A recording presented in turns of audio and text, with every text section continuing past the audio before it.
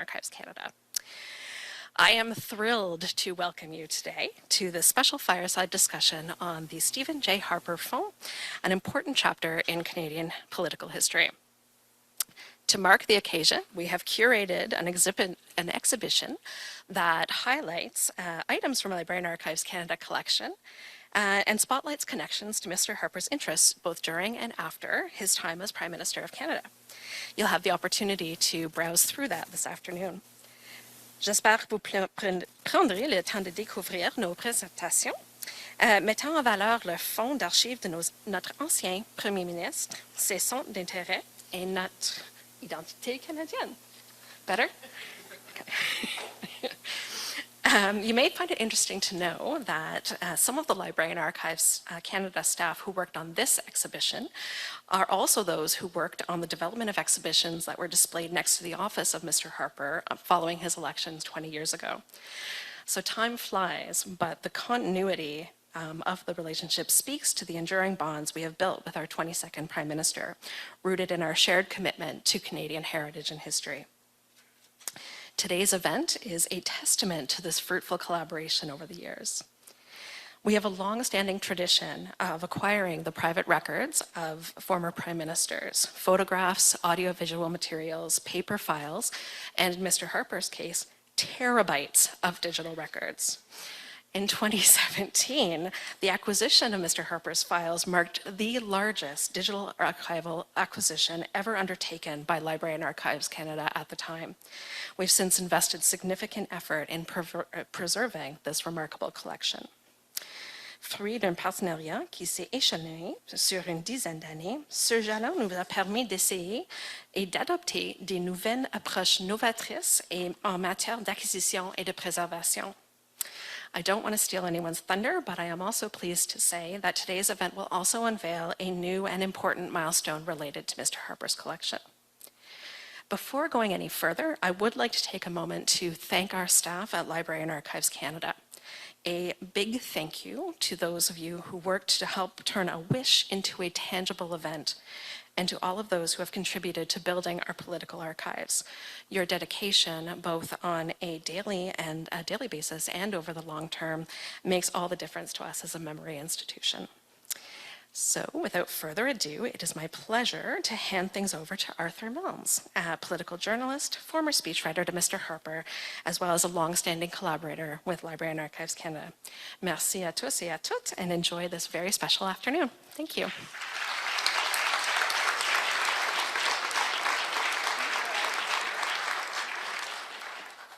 Hello, ladies and gentlemen, and welcome to a very unique session in Prime Ministerial history.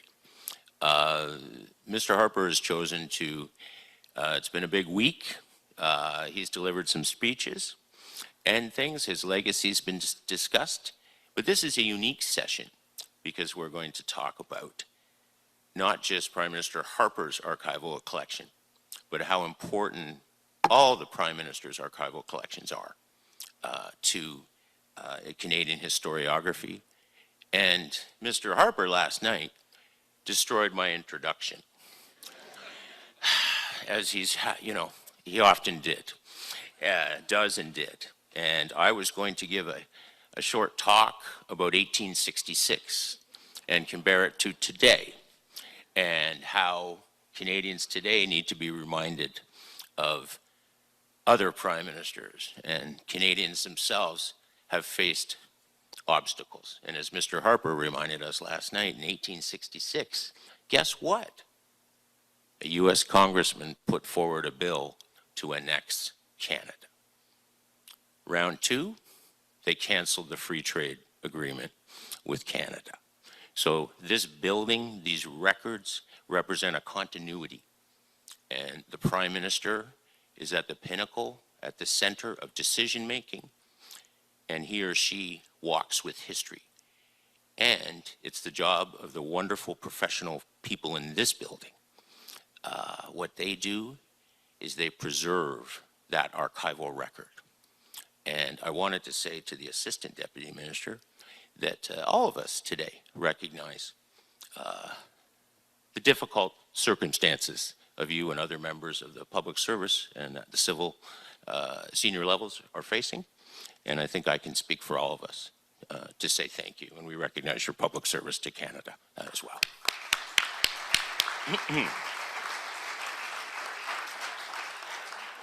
And I have the happy task of introducing two very important close friends of mine, people I also call friends, but I also greatly admire. And there's Elizabeth Mongrain, and she headed the archival project of the Right Honorable Stephen J. Harper collection. 10 years, and I know Elizabeth's going to tell us a little about that. And Darrel Reid. Darrel's a PhD in history, I'm proud to say, from Queen's University. And the Harpers have some experience with being Queen's parents, but he also combined it with two special things. Darrel also earned his Master of Arts in library science, adding in archival work as well. And if that wasn't enough, Darrel then was Prime Minister Harper's Deputy Chief of Staff, and he helped design some of the unique aspects of the Harper Prime Minister's Office written record at the time.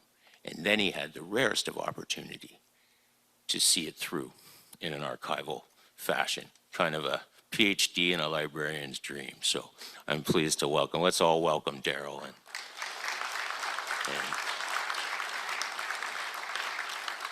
And I don't know, the next guy, actually, I first want to mention Mrs. Harper. She's a special friend to myself and has supported me, and I owe her a great deal.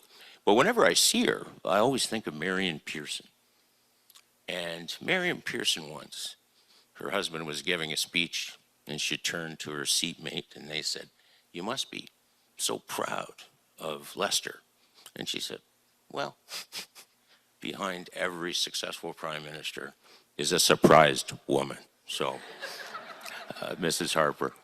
And I also want to recognize their children, Ben and Rachel, because as the prime minister said on Tuesday, it is the families and the children and the spouses who also serve. So I was wondering if you could all join me in applause to the Harper family.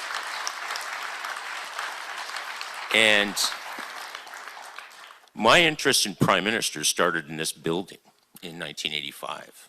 As a student, I walked into the reading room. I walked up to the research desk and I said to the archivist, "Can I see some prime minister files?" And the answer, I was 18, and the answer was, "Which ones?"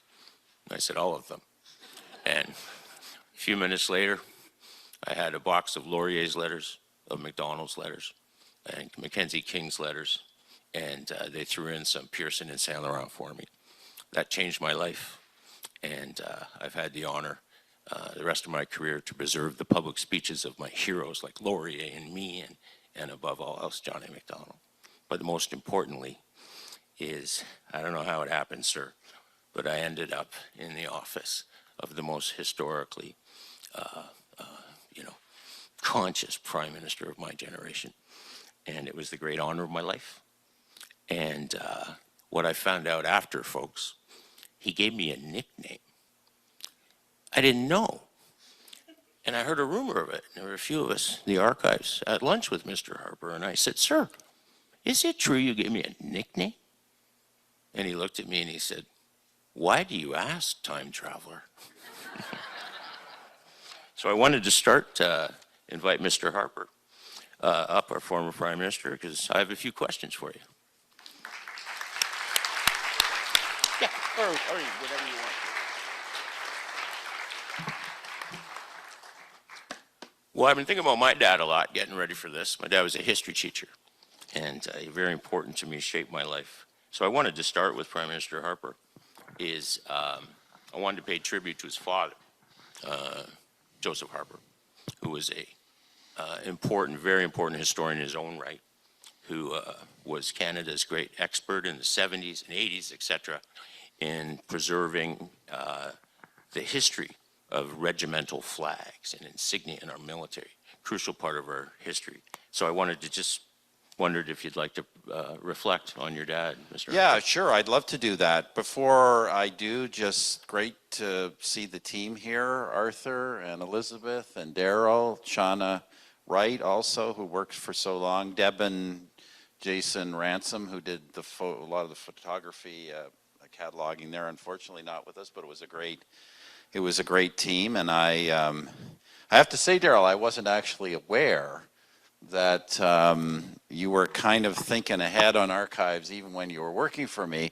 I think it was assisted by the fact that one of the things I did a lot of things I didn't know were unique, but one of them that was, as you will remember, is that no decision, no matter how small, in our office or in our government ever got made other than in writing. We did not do oral decisions, which lead to all kinds of chaos. But anyway, and I want to say one other thing before I answer your question, because I do want to comment on 1866. It's such an important year right now. Actually, what you said is really understating what happened. I had to keep my speech short last night. Yeah, there was a congressman put out a bill, but the Secretary of State, William Seward, was behind it all. The government of the United States was behind it. They published maps about how we were going to be incorporated. By the way, we would have been more than one state, but that's a whole other matter. But more importantly than that, in 1866, what the U.S. government did is it began financing and encouraging covert military attacks on Canada, a group called the Fenians. And there were a series of armed battles that went on for 5 years, really until the British and Americans solved their difficult issues in 1871. But that violence took the life of a father of Confederation. D'Arcy McGee was assassinated as a consequence of all that. So this was not trivial. You know, this was not just some congressman doing a bill in Congress. Anyway, my father. Look, my father is responsible for so much about me. And one of the things was certainly my interest in history, my interest in, you know, things like flags, but also in research. It's hard to believe this. When I was a little kid, and a very little kid, my dad was always doing some big research project, usually military in nature, and I was doing some small research project on hockey or something else. In fact, I have great fond memories of, on weekends, sometimes when my dad had to work, you know, actually on the weekend, we go to the Imperial Oil headquarters in Toronto, and he actually had a separate office for me, and I would be beavering away at my desk. So anyway, it felt very important, and I was sort of like running Imperial Oil. Anyway, so yeah, he created a lot of my my interest in, you know, everything that kind of is honored and preserved here. I spent a lot of time, I've spent a lot of time, as my wife knows, a lot of time in libraries just doing research until the internet came along. Now, I hate to say it, I can go on the internet and collect what I want to know about in, like, literally in minutes that would have been years of research before. It really is extraordinary. But my father's specific work, for those who don't know, my father, a couple things about him. When he passed away, he had the largest military badge collection, Canadian military badge collection in the country. By the way, couldn't get any institution in Canada to take it as a whole, so it was eventually parceled off and sold. But he had started as a teenager during World War II. And he had my father knew very little about military strategy or armaments or, you know, those kinds of things, but he was an expert in regimental history and regimental flags. He was the foremost expert on regimental history in Canada. In his retirement, he was on contract by the history section of the Department of National Defense as a source, and through them and with a fellow who was at the Royal Ontario Museum, the late Frank Dunbar, they published Old Colors Never Die, which is the authoritative guide to regimental flags from the French period forward in Canadian history. So, yeah, so he was real, you know, he could have been in another life, He could have been an archivist. Instead, he was an accountant, so making money. Well, another personal question, sir. I Sometimes promise all my answers won't be that long. you're allowed. Sometimes what the public doesn't realize is a prime minister has a duty to Canada as he or she serves, but also their job doesn't end when they leave office. They have a duty to history, history itself. And this has been a 10-year project, Prime Minister. And every prime minister back to Macdonald has faced history. How does it feel after 10 years of work to have this collection? Well, look, let's be frank. These people did all of the work. I mean, I think my part in it was very tiny, other than some interviews. We'll talk about those. Really, the work came at the end.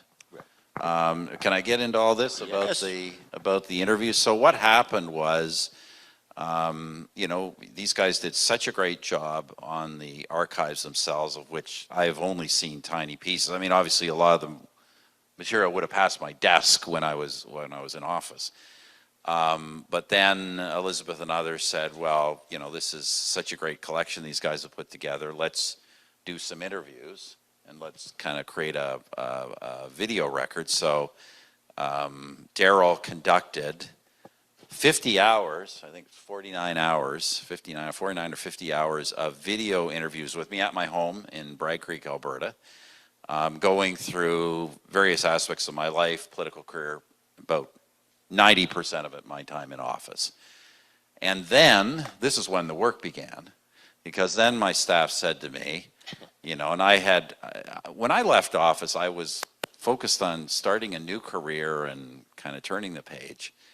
And then they said, look, Prime Minister, you've done all these interviews. Now let's take the transcripts. You got to do a memoir eventually, so let's do your memoirs now. We'll just take the transcripts and we'll turn them into memoirs. Well, turns out that's a little more difficult process than you think. So that's what I've then really started working on. I don't know what year we're talking. It was during COVID, 21 or 22. And I'm on a second full draft now. And as you know, they're coming out at the end of the year. I will just say this, and Elizabeth, and I may have to go back and watch those interviews, because I went off of a timeline Darrel had prepared. And look, where it was really useful for me was that it clarified some things in my mind. I remember seeing an interview with Paul McCartney, and he was asked, when did you write Yesterday? You know, one of the most famous songs ever. And he said, he stopped and he said, sometime in the 60s. And that may seem really strange, and of course, you know, they were obviously using substances I didn't use. But it was I have the same feeling, like I can tell you something happened when I was Prime Minister, but it's just a blur. Like, you're so busy, just a blur. So the timeline and going through this helped me put everything back in perspective. I went off of Darrel's timeline, my own memories, but when we do as we've been doing the actual memoirs, I've discovered I made some errors, some factual errors. They're not grievous, but there's a few cases where I think we're going to want to put a subtitle in or say something, because the book will say something different than what the This is unlike your premiership, where there were what no the videos mistakes. say. No mistakes in the premiership. No, of course not. No, especially retroactively. There's other things other people may have screwed it up, but Prime Minister never does. I know. I can attest to that, especially in his speeches. Right? All mistakes were made by Nigel Hannaford. No, right, that's for sure. And Elizabeth, I wanted to turn to you for a sec. I just wonder if you could share with folks some of the, you know, just to get a sense of the size, you know, the technical parts of a particularly modern era Prime Minister's collection. And over to you, Elizabeth. So when we started, it's good. Yeah. When we started 10 years ago, it was very different. Encountering this collection was, which was mainly digital, was completely different from what we encountered before. And one of the things about Prime Minister records is that we receive them almost right after they've been created and used, where a lot of the records we receive that are associated come to us 10 years, 20, 30 years later. But in the case of Prime Minister's records, they come right away, which means we have to deal with technology we never had to deal with before. So this was a big challenge for us, but also a challenge we wanted to meet successfully, because it's important to put these records beside the other records of other prime ministers that we hold in our vaults. So apart from the technical, the digital aspect, there was the size and there was the complexity of the records. And just to give you an example of a few things we found in the records, I'm not going to name everything because there's 44 different type of records in this collection. So I'm not going to name all of it. But there are 646 boxes of analog records, which is quite impressive when you think that the collection is actually mainly digital, and we still got 646 boxes of analog records. Can I cut in there for a sec, Elizabeth? At radio station, I had the honor of helping prepare Brian Mulroney's memoirs. So in that 20-year period between the Mulroney premiership and Mr. Harper's, Mr. Mulroney's collection is 3,300 boxes. And here we are 20 years later, and it's 600.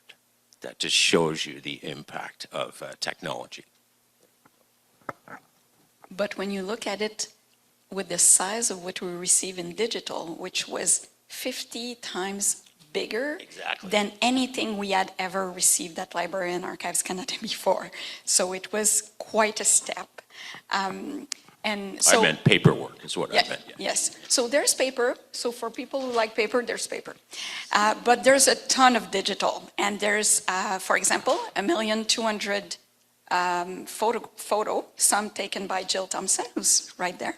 And the ransoms. And there's... Pretty good for someone who didn't like his picture taken. There's over 400,000 digital textual records. There's 4,000 sound recording, 1,700 images, moving images. There's also many other type of media like plaques, optic discs, architectural drawings.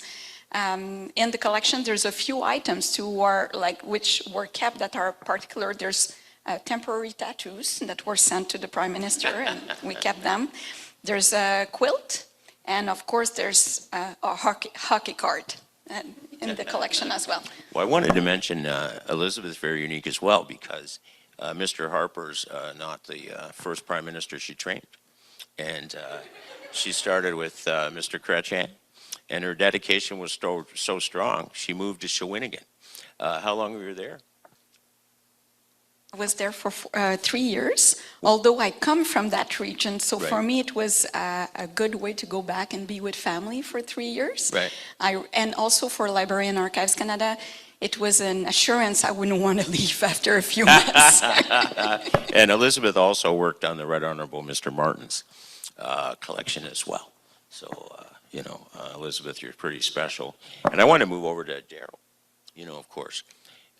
You're the, professional historian, the PhD in the group. So when you came into this project, what was the inner historian in you saying to yourself?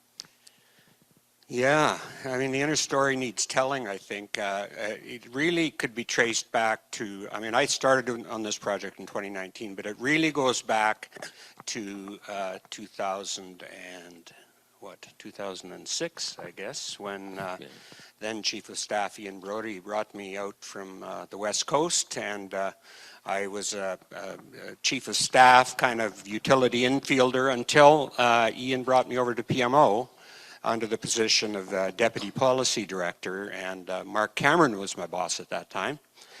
And the way that information flowed at that time, and PM, I'm sure you'll remember this very well, is they would have these long, interminable, door-closed sessions with the clerk and you.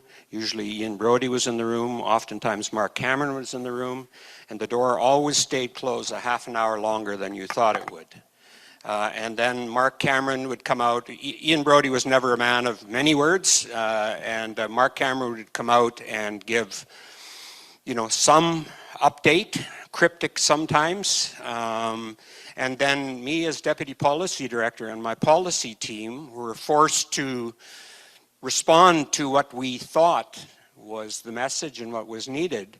And we, at that time, the sole source of information that the Prime Minister got were what was called clerk's notes. And those are, as many of you would know, they're notes that bubble up through the bureaucracy. They reach the Privy Council office, and the wise people there decide which ones come to the PM and which ones don't.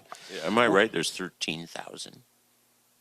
13,000 Privy Council office members? Yeah, notes. Oh, okay. Yeah, yeah. All right. Okay. No, It just felt that way. I knew the government grew recently, but not that much. No. So that all changed when Ian Brody left and his successor, Guy Journo, came into the Chief of Staffness. And let us just say that Guy had some pretty strong views about who should be giving the Prime Minister political advice. And it was not the bureaucrats. It was not the public service. And so he basically asked me to design a system where the Prime Minister would get, obviously, the flow of public service and Privy Council office advice, but that they would be matched with a piece of political advice from the research staff. So the note would come in, and the system was really quite beautiful, and the Prime Minister is nothing if not a systems person. The Privy Council note the clerk's note would come in to be registered in a log, and there was another column on the other side that was for the political notes, and he would not look at the one without the other. Now this was very, very new, and we need to think about the changes that took place in this, because all of a sudden there was not one source of information for the Prime Minister, but two. So if you're the clerk of the Privy Council, or maybe you're a senior security person and you want to get some information to the Prime Minister, it might do you some good to ask what the political people are going to be thinking about this. And it wasn't too long before you'd get knocks on the door from senior Privy Council people. So Darrel, just, we're working on a note here, and we'd love to know what you think about it. Because at the end of the day, those two notes show up on the Prime Minister's desk, and he's going to pick one or the other. So you strengthen your chances by actually aligning as much as you could. And of course, the positive part of that is that it creates a dialogue, a very, very healthy dialogue internally between, in our case, the research and policy staff. There were other notes that covered other things, of course. But it also strengthened the knowledge and ability of the policy team, because we had to be up on things. And I see some scarred personages in the room here that endured that whole process. But I can tell you this, that the PM would never, he would never just let one note go by. And there was always a moment of terror in the research department, the policy department, about 3 o'clock every day, because that was the time that the PM's administrative assistant would call you and say, PM is looking for 4 notes and they need to be in his home file by 4 p.m. And everybody, that occasioned a certain amount of intensity and a certain amount of focus. There's an anecdote about hanging, in a fortnight that makes the mind wonderful, and PM was also very, very detail-oriented. So that note could come back, and it could be a big policy piece, it could be something else, but it could also be correcting your spelling.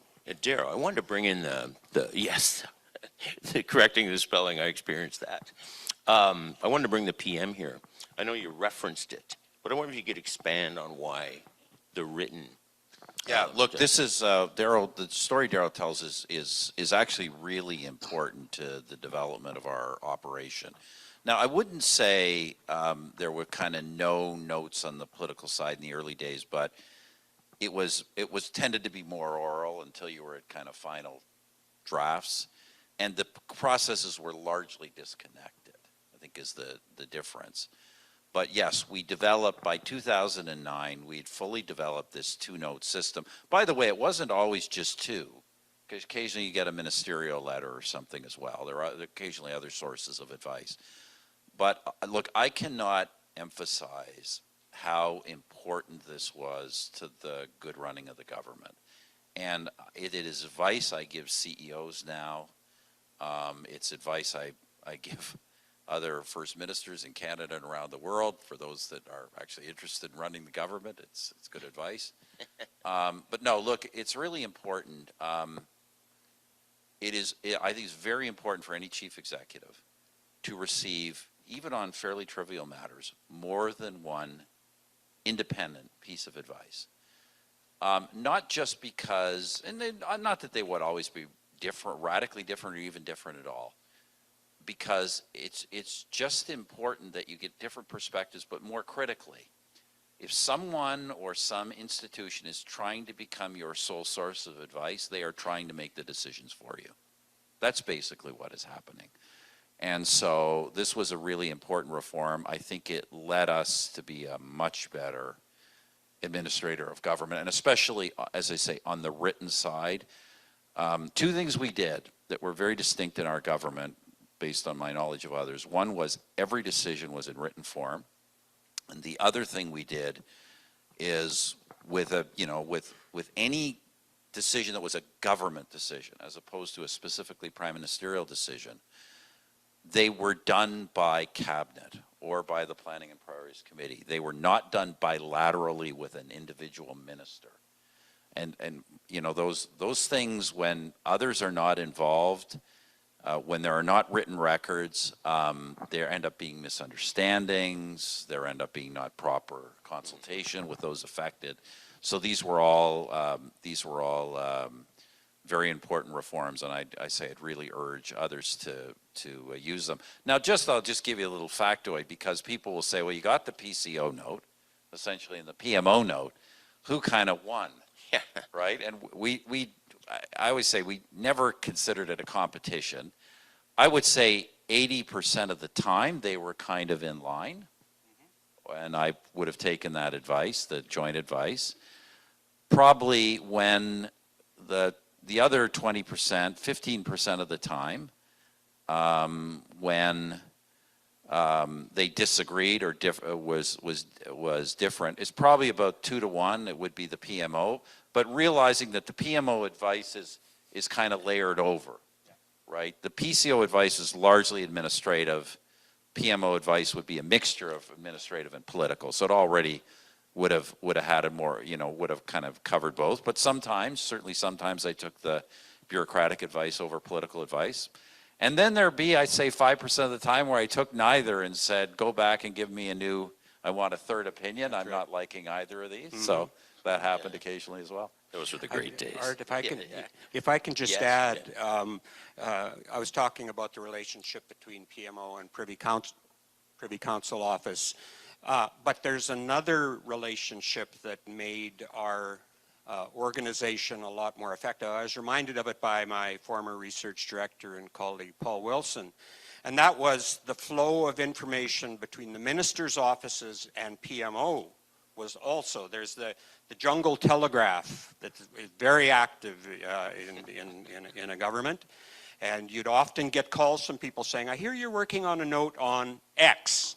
And I thought you might like to have my perspective, the minister's perspective on that. Or if they know that you're the sole source of that advice, they might like you to occasion a note on their behalf. But all of that to say that made the internal discourse, when we're giving the Prime Minister advice, we're not just giving the advice of 6 or 8 really smart people. We're giving the advice of the bulk of the government that are involved in these decisions, and then of course you could hear them thrashed out at cabinet as well too. So that just made everything stronger and the record much more rich. That's what I wanted to ask Elizabeth as well, is archivally. So folks, think about it for a second. Imagine if we had this type of record keeping for McDonald building the railway. This may not have been the way decisions were taken. I don't think so, right? But so Elizabeth, how important is it archivally, historically, for a prime minister to leave such a written record of decision making? I will start before. When we were working with Reid and Jeremy Hunt, it was so important for us that they were very involved in the kind of records that would come to our institution, because the PCO note is considered to be a government record, and this document might not have come to our institution as part of the Harper's collection if some people had not explained why it was important that they came together, because they were complementing one another, but together they were a record, a ministerial or prime ministerial record, and it was important for them to come together. And so we were lucky that we got this courtesy copy and all of the records were together, which means that they were described the way they were used in the office, and often the way things are organized in the office says as much to Canadians about the importance of these records and the functioning of the office. So it was very important for us to get all of these records together, and this fund is particularly complete. When it comes to Prime Minister records, we don't do a lot of selection. We keep a lot, right. And we use it as a sample of a Prime Minister role, but also a party leader, sometimes a leader of the opposition, sometimes some ministerial role. So it's a very complete record that demonstrates the depth and the broadness of the role that the Prime Minister has. And again, this is the archives and is a public service. It's not for prime ministers. It's for Canadians. And the most important audience, they're not born yet. And think of that for a second. They're not born yet. They're in. They will be in here in the research room in 100 years, in 60 years, in 200 years. How does that feel, Prime Minister? Yeah, I'm wondering if it's going to be people or bots that are robots that are going to be walking around. No, look, it's you know, it is. It's not something I put my mind to recently, but it is kind of. Look, I have to tell you, the whole part of my life of being Prime Minister is in a certain sense surreal. But to think that, you know, the way I would as a boy look at something, reading something about Sir John A. Macdonald, that 100 years from now somebody will reading something equivalent about me, just seems, it seems very surreal. There's got to be a lot of pressure, though, is it not? I mean, Prime Ministers always have history on their shoulder. Well, I put it out, I try to actually, believe it or not, Art, in spite of my own historical kind of interest and perspective, I tried to put it out of my head. There are many political leaders who, trying to put it politely, who kind of very consciously live a kind of psychodrama. Right. You know, that's, you know, they're not just historical figures in their mind, they're also media, celebrities, etc. And I just, you know, I was aware that, first of all, I didn't expect to be Prime Minister until a few months before it happened. And I was always aware that it would end and that I would go back to a life that would look a lot like the life I had before.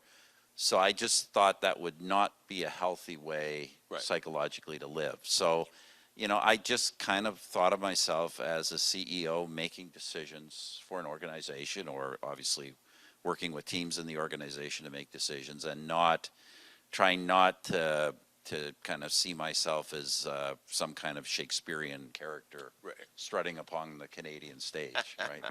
Well, I want to go to the one of the very special parts of the Harper collection, which is the oral history component. And Darrel, I wonder if you could kick this off. Yeah, well, first of all, I think that we need to recognize that this oral history, and part of what our professional colleagues here have worked on, really were part of the vision of Jeremy Hunt and Reid as well, who have nurtured this project along and fretted and sweated and and always provided energy behind this. And so these things don't happen by themselves. I came into the project, as I say, in 2019, and once we'd worked through the papers, then it was my role to produce a timeline, or what did you call it? A narrative, yes, correct. That proved to be a very, very big process. It was edited a few times by the Prime Minister, if I recall. I think it was about 360 pages by the time it was done. No, it was 500. Was it? Having read it, it Okay. was 500. 495, and that's my final offer. And counting. Yeah. Anyways, it was long, and it took a long time. But that basically served as the narrative, as the spine which this dialogue came forward. And then from there, then we had to organize it, by obviously chronologically, but what was important. And so I basically proposed a series of outlines to the Prime Minister, and sometimes they were done in a week, 2 weeks ahead of time, which is what he was looking for. Sometimes they were in a day before, which he wasn't happy with. But we ultimately did a couple of drafts of that. We agreed on it. And then that was the law of the Medes and the Persians. So when we decided on that outline, the Prime Minister would absorb that, he would build his answers, and we would go through it from session 1 to session 49. Can I cut in, Darrel? Just a rough estimate. How many hours of research per hour of interviewing? Well, if you're asking just about preparing the outlines, I would say maybe 3 or 4 hours per interview. Mm-hmm. If you factor in the timeline and the archival work, it's probably more like 20. But I would have to say this, the PM has always had a pretty strong idea of what he's looking for. And so when we started our first interview, he said, okay, Darrel, he says, as far as your interviewing style goes, he said, I want more Ed McMahon than Dan Rather.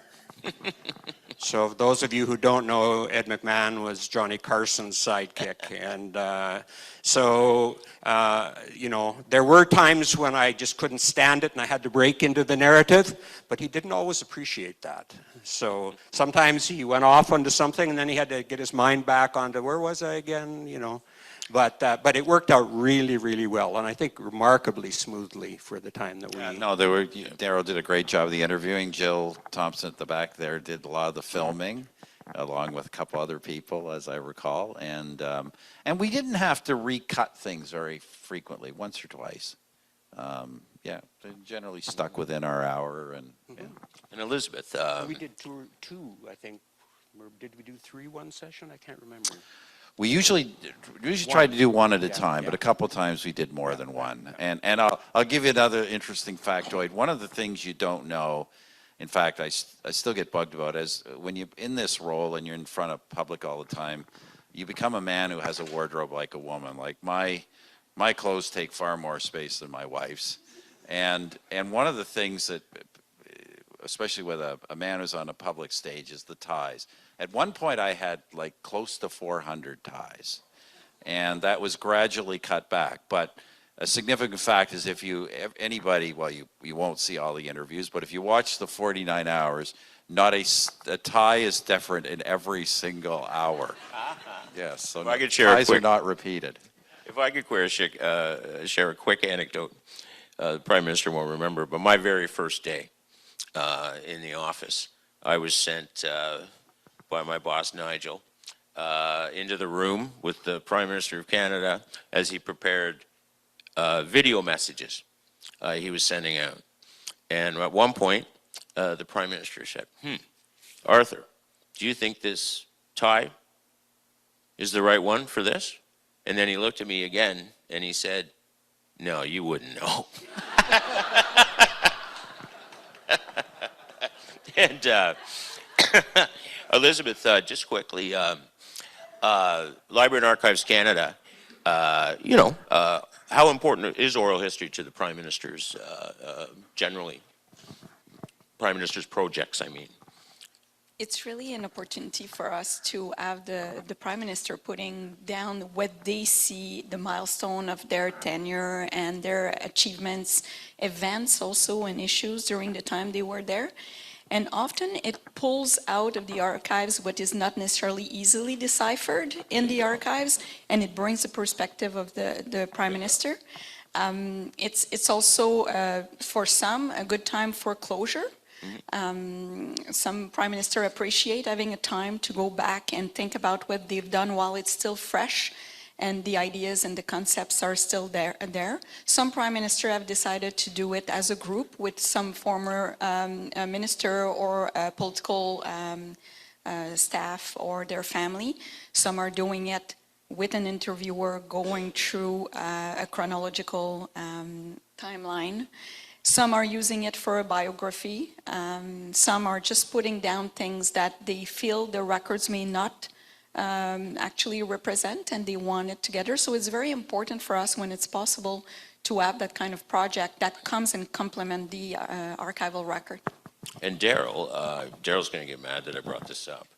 Darrel is the only person in Canada who quite literally walked in Stephen Harper's shoes. You blew my line for me.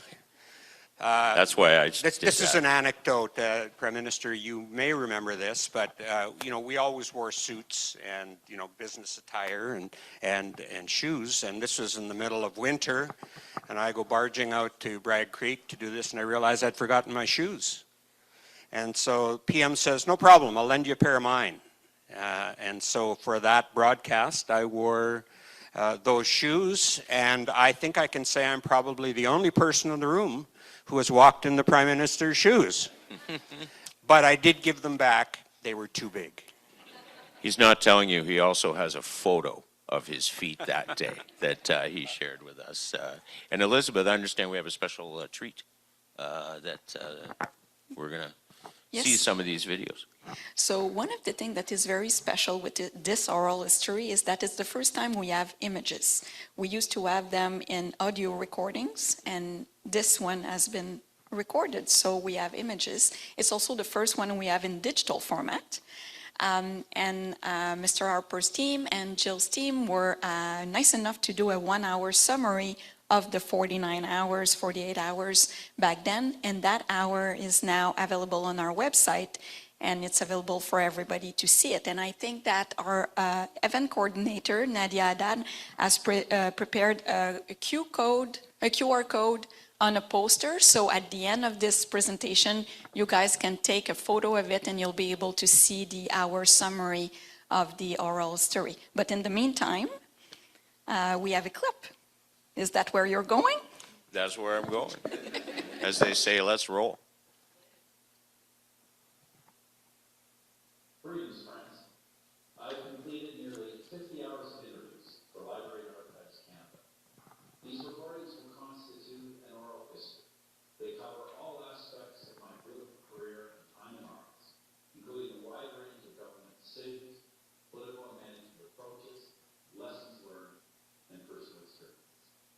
This will, at some point, become available for future researchers and hopefully help to separate fact from fiction. This project has been a diversion for me. I've spent the past 5 years since leaving Parliament building a business. I've not been focused on politics, and I've had very little involvement in Canadian politics. I decided to really leave that period of my life behind and to pursue a different and new career. But Library and Archives Canada has provided me the opportunity to recall many of the stories of my political career in times past. Hopefully before I've either forgotten the details or the stories have become just too good to really be true. In this video, I want to take a much shorter amount of time to review the big themes of my nearly 1 decade as the 22nd Prime Minister of Canada. I've often told skeptical listeners that for most of my life, I had no plan or ambition to become Prime Minister. Not as a child, not as a young man, not even in my early days of politics. I know few believe that, but look at the path that took me to 24/7 and ask yourself, could that really have been? I didn't spend my youth running for student councils first did run, it was for an exterior party, the Reform Party of Canada, which I helped found in 1987. Under the banner of reform, I was defeated by a wide margin in the federal election of 1988. But I was elected as a Reform Member of Parliament in 1993, making me the only Prime Minister to eventually come to office through a third party. But I left Parliament after one term. In fact, I left partisan politics twice to get a job. To be frank, I was always interested in politics, but my original interest was in public policy, not in elected office. After a few years working as a self-taught computer programmer, I studied economics and received my bachelor's and master's degrees at the University of Calgary. Back then, I planned to go on to adopt, likely for a career in academia. My first jobs in politics were policy positions. As legislative assistant to Progressive Conservative Member of Parliament Jim Hawks, as legislative assistant to the first Reform Member of Parliament, Reid, and as policy advisor to the founder and leader of Reform, Preston Manning. Preston Manning remains the biggest single political influence on me, and the person to whom the modern Conservative Party of Canada can really trace. My rise to high office really began in the summer of 2001. A destructive civil war had broken out in the official opposition in Ottawa, the Canadian Reform Conservative Alliance, the successor of the Reform Party. That created a huge open door for me. As someone still known in the party, but outside the caucus for several years and therefore uninvolved in conflict, I became a logical choice when a leadership race was called. It was an opportunity that until then I had no reason to expect, but it was an opportunity I took.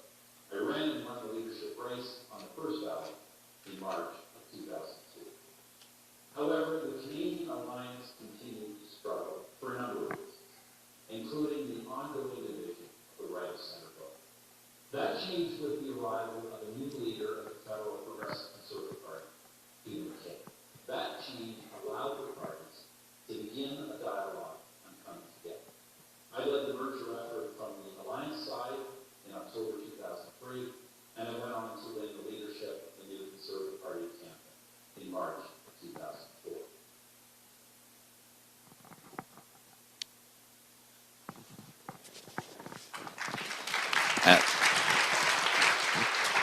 And that's just the beginning. It goes on and on and on. Yeah. Elizabeth, how are folks going to be able to access this in the future? So the 48 hours will be accessible in 2030. So it's in archival terms, it's like tomorrow. Right. Yeah. So it's really soon. And the 1 hour is already available. So people will be able to access it online on our website.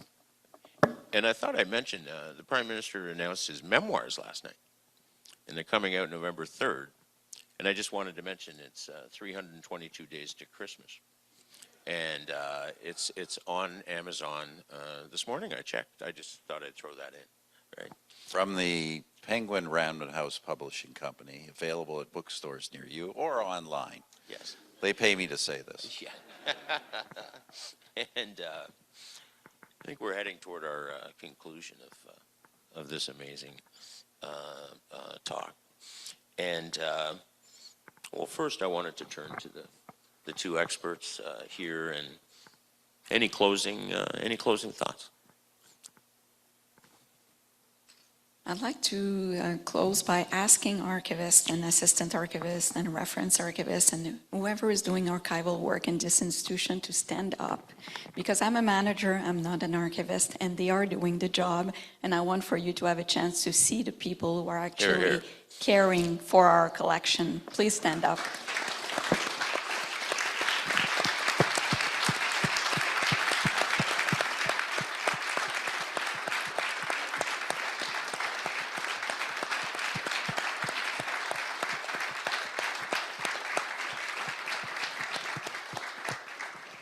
And keep in mind, folks, these are wonderful, hardworking, if they don't mind me saying, brilliant staff here. They don't serve prime ministers, a prime minister. They serve Canadians. and we owe them a lot. And I want to do another round of applause.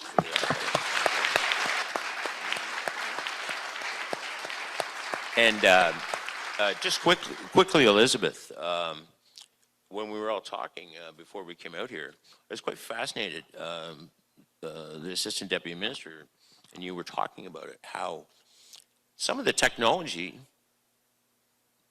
that was invented and used on the Harper collection has benefited other government departments. Well, actually, in order to process these records, we had to procure multiple software, and one of them was forensic software, so it would allow us to go through the records to establish access concerns. Because when the records were in paper, we were able to read all of it. There was a limited quantity, even when it was above 3,000 boxes. But when it's like the amount we got with this collection, we really need to use the technology to allow us to go through the records and identify where the concerns could be, so we could make responsible access recommendations for this collection. So we've been using technology, but we also are looking forward in using some technology retroactively to our collection to make it more accessible for the future.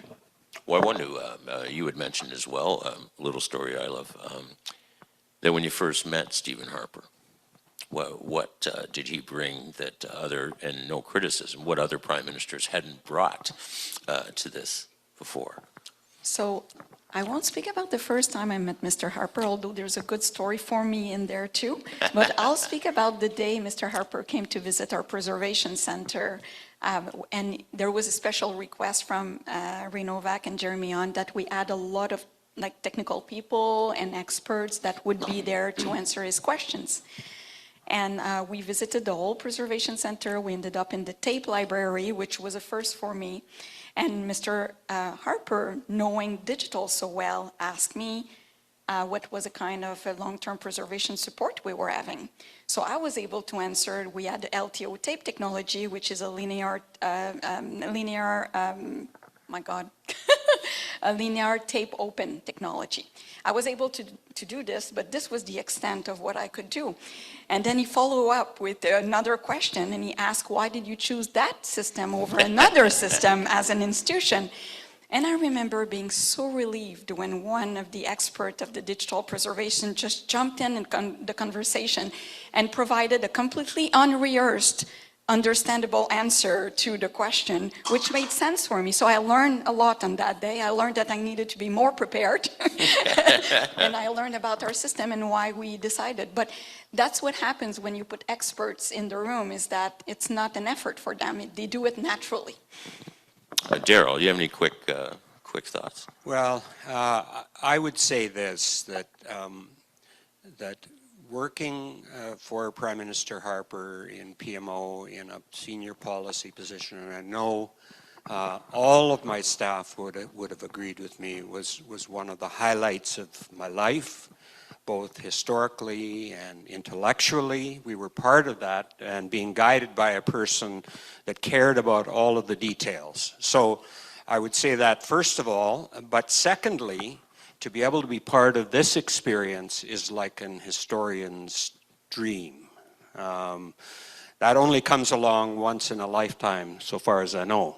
You know, on behalf of me and all of the people that contributed to these ideas, this is a very rich story, and that story is going to be told for years, decades, centuries, and that's something that we can all be proud of. And proud of serving Canada's 22nd Prime Minister, and that story will go on. So that's basically what I'd say. Thank you.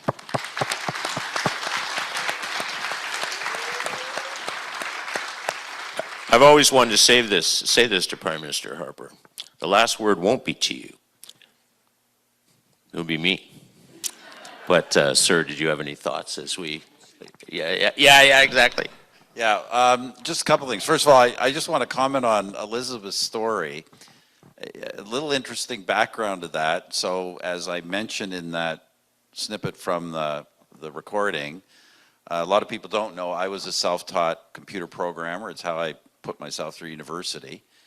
And one of my responsibilities when I worked for Imperial Oil then was for a period of a couple of years, the preservation of their tapes and other digital records. So I actually had some, it's amazing what you learn and how it becomes useful later on in life. Just a couple of things. First of all, as I said, Darrel, Shauna, Art, Jill, I mean, we had a great team on our side doing all this. Elizabeth, you and everybody. I've just been so impressed at the level of, not just the level of your work, the level of care the institution has for its records and for what it is you do. So we really appreciate all of that. And maybe if I can just mention one last thing, which is the following. Darrel and I went into some detail about how we kind of took decisions, managed the government, and which led to the creation of these records. And I really do hope, in terms of this collection, that one of the audiences will be future prospective leaders, who will look at how, not, they may completely disagree with everything we did, but look at how we did things. Because in this era of just accelerated social media and kind of very quick and superficial communications, it is just so essential that those who are going to lead in the future find ways to cut through that and make sure that they are actually making decisions in a considered manner. And I think this is the great challenge of our time, how the next generation of leaders is going to combine the benefits of social media, which I think are enormous, while avoiding some of the pitfalls we're all too aware of, including, in the end, many decisions or many processes that are just thoughtless. And so, as I say, I hope that as people look through the records, they will understand the real benefit of, however you do it, of taking a real serious approach and, indirectly thinking down the road about the record you will create. So thank you. Everyone's got to be the biggest audience ever to discuss archives before, but thank you all for being here. And